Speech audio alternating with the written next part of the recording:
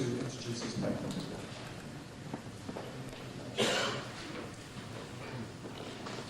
Well, my title has changed slightly because I'm not going to say anything about permeability. There isn't time to fit that in.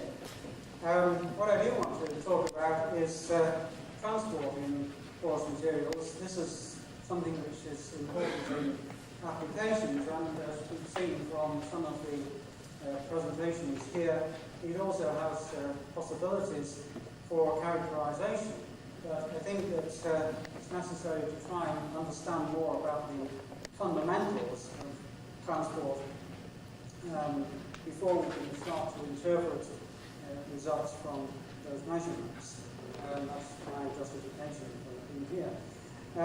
This is the outline of the talk. I want to say a little bit about the model, say something about the background theory and simulation methods, and then go on to the results that we got from simulations. Okay, well, here's a summary of the model. This is familiar to a lot of people, so I don't propose to spend a lot of time on it. We were looking here at graphitic slit pores. We model the graphite as a continuum. The main thing I want to mention is that when I talk about slit width, I'm talking about this width h here between the centers of carbon atoms. The adsorbate in all these cases is a 12-6 model of ethane with these parameters. And the slit widths that we've been looking at 2.5, 3, 3.5 sigma, where the sigma is the sigma for the methane, and those are the actual dimensions in nanometers.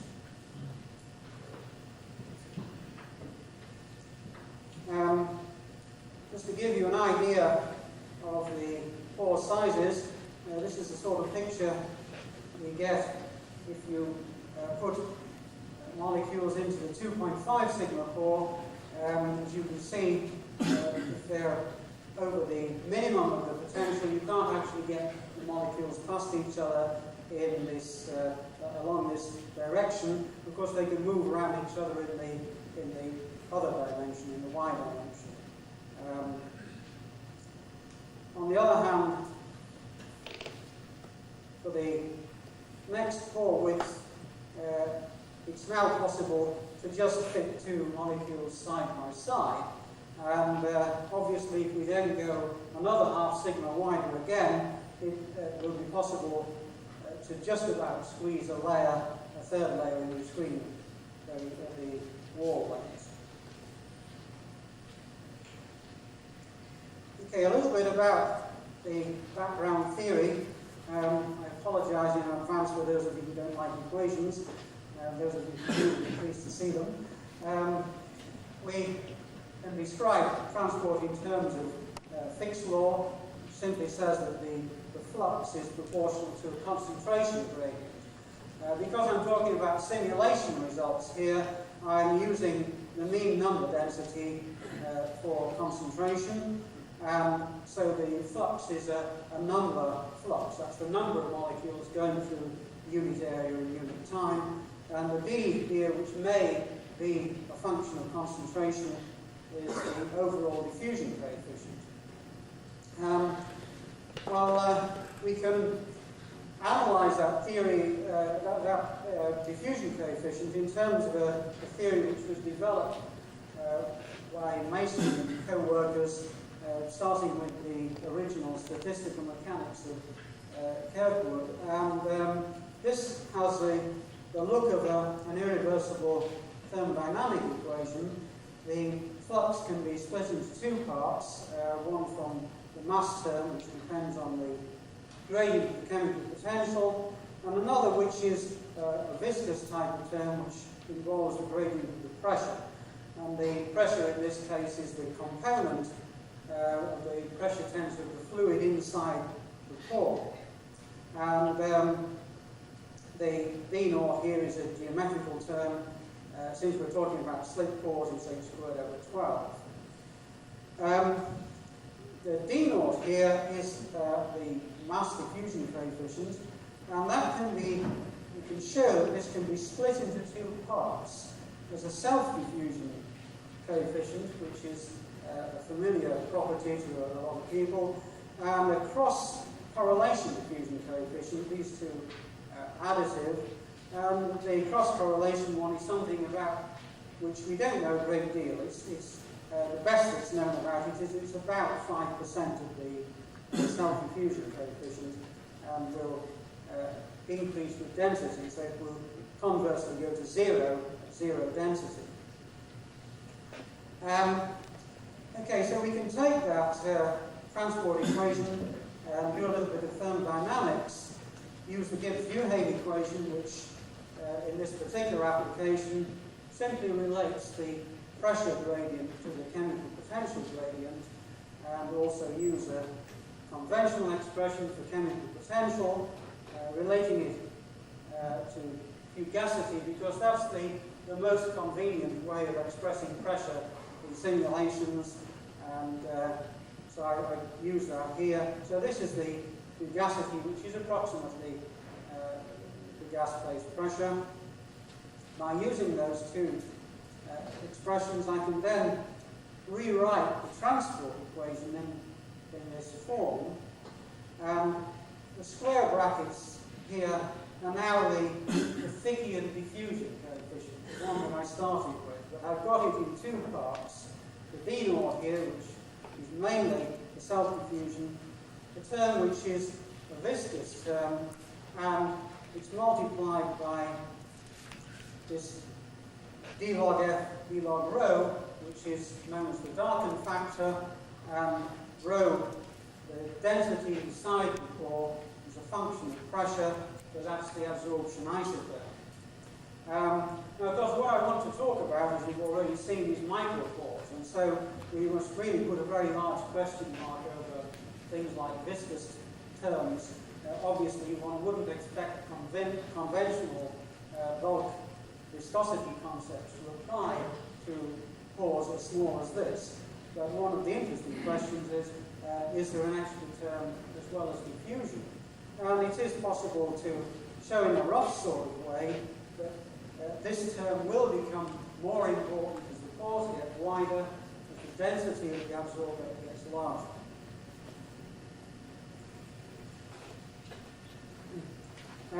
Okay, so what we want to do is to take that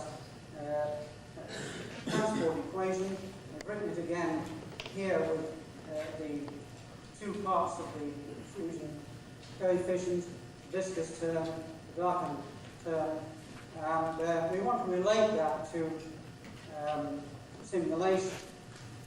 Now, this is a summary of the kind of simulations we need to do. I'm relying on my colleagues to explain some of these methods here and there, but I think for the main part they will be familiar. The one which probably isn't is the first one here, which is non-equilibrium molecular dynamics. What we do there is simply drive the fluid under a concentration gradient through a model pore and count the number of molecules going through a cross-section. We can also do conventional molecular dynamics, which we refer to as equilibrium molecular dynamics because there's no concentration gradient. And to get the adsorption isotherm, we use what is now a standard technique, random canonical Monte Carlo. So from the adsorption isotherm, we can get the Darken transport, the Darken correction factor as a slope of the logarithmic isotherm. So from those three kinds of simulation, we can take this equation apart and look at various parts of it. As I have mentioned, at the moment the d xi here is a problem. We don't expect that to be too important. Okay, so let's have a look at some results. Well, first of all, the absorption isotherms. say these are for methane at ambient sort of temperature. What one sees is a standard type 1 sort of isotherm, because this is a supercritical fluid, and the isotherms cross over because at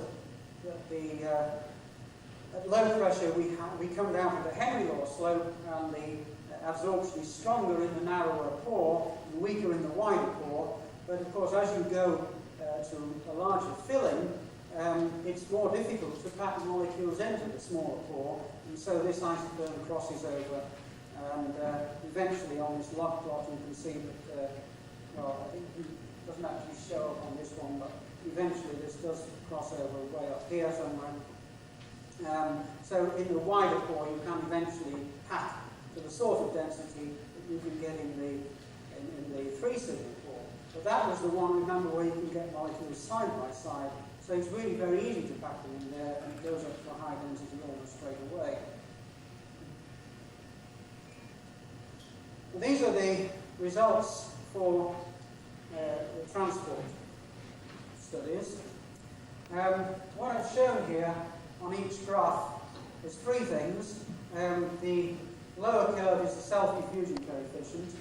The black points which are filled are the darkened diffusion coefficients, and the triangles are the ones from the non-equilibrium molecular dynamics, so that's the whole Fickian diffusion coefficient. And you can see that there's a very marked contrast in behavior between the 2.5, 3.5 and 3 sigma pore. The 2 outer ones show a maximum in the darkened transport coefficient. It doesn't show up too well on this because this is on a very large scale. But in the smallest pore, we have a very sharp transition in the diffusion coefficient. When we reach this density, there's a sudden increase in the diffusion coefficient. It goes way above the value which would be predicted simply from self-diffusion. And then the diffusion coefficient gradually comes down again. With the 3 sigma pore, there's no sign of either of these curves coming down again. We've taken them to very high densities, but the diffusion coefficients, both the transport one from self-diffusion and the Fickian transport coefficient from NEMB simply continue to increase right up to high densities. The 3.5 sigma, we have a dotted line there because when I left this was still running, but it's clear that the very high density point is indeed going to come down again, as one would have expected. So, very roughly speaking, the Fickian diffusion coefficients do follow the same sort of pattern as the transport diffusion coefficients, but they show a very strong deviation from that value predicted just from self-diffusion when we get to high densities.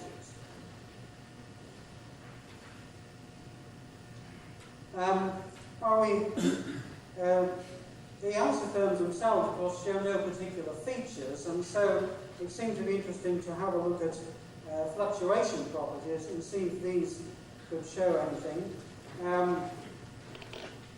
Earlier, in some previous work, I looked at compressibility, and I thought it would be interesting here to look at heats of absorption. The heat of absorption is a cross fluctuation between number and energy, and what I've done here is something that we can do with simulation, which is to split the molecule part, which is the one that starts at 0, it's the molecule-molecule interaction contribution to the isosteric heat, and the wall part, which is shown as triangles here. What is interesting is that in every case, although we're well beyond the Henry law region here, you start to get a deviation from linearity in the molecule-molecule part of the isosteric heat. And the position of this deviation corresponds fairly closely to the point where the Fickian diffusion coefficient moves well away from the transport diffusion coefficient. So it seems that the introduction of repulsive interactions between the molecules has the initial effect of scattering the molecules forward and increasing transport. Of course, the differences between the free pore sizes, I've already suggested that this is related to the way the molecules pack in the pores, and these are singlet distributions, the density across the pore, and you can see that in the 2.5 sigma pore, there's always some molecular centers near the center of the pore. In the 3.5 sigma, the concentration begins to build up in the center of the pore, and as soon as it does, we begin to get cooperative transport. And in the 3 sigma pore, there's never any increase in density in the center of the pore. The molecules hold those wall positions because they pack so neatly into that slit. Okay, the final thing which I'd like to show briefly, one thing we would like to be able to do with a model like this eventually is to build it into a network model for transport. And in order to do that, one will be interested in transport at a given pressure in each pore. And so it's interesting to see how diffusion coefficient varies with pore width at various pressures. These, of course, are actually fugacities. And you can see that there's a switch in behavior as you go to from low to high pressure, that the transport is mainly carried in the small pores at low pressures, but would be carried in the larger pores at higher pressures. Okay, well, finally, these are my conclusions. We need a combination of simulation techniques to investigate transport properties. Cooperative effects do seem to be important in slit micropores at high enough adsorbate densities. The total diffusion coefficient is quite strongly concentration dependent, and this certainly has consequences for analysis of transport experiments. This diffusion, the thickening diffusion coefficient becomes much greater than the transport diffusion coefficient calculated from self-diffusion at high densities. And finally, I'd like to thank the European Commission for support of the work. Thank you.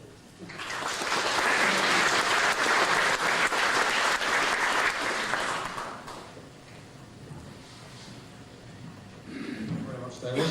We have 2 minutes for questions.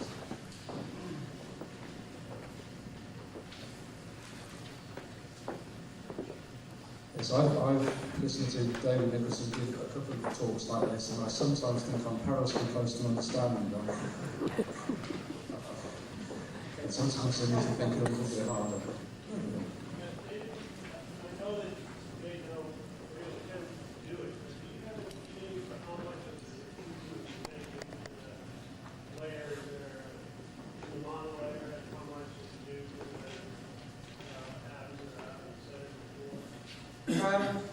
Well, I have had a look at velocity profiles, and what you see is that the velocity profiles start to develop a sort of quadratic form, which is what you'd expect as cooperative flow hills in.